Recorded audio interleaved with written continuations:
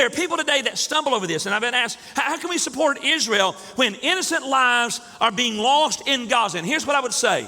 Every innocent death is tragic, and we ought to grieve every single one of them. Every single one of them. But I think we got to remember the context. On October the 7th, anniversary is in 2 days. On October the 7th, Hamas invaded Israel, butchered families in the worst massacre of Jews since the Holocaust. Hamas embeds in hospitals, uses civilians as shields, diverts aid to build tunnels and weapons. And so Israel is acting in self-defense after the October 7th massacre, in a conflict again where Hamas fights from within neighborhoods and deliberately puts their own people at risk.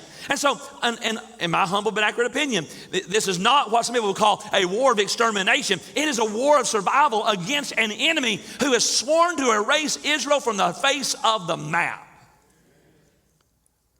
And I would remind you this too, that Romans 13 says and affirms the government's duty to bear the sword against evil. Now, does that mean that we have to support every single policy of Israel's secular government? Look right here. No way. We don't have to support every single policy.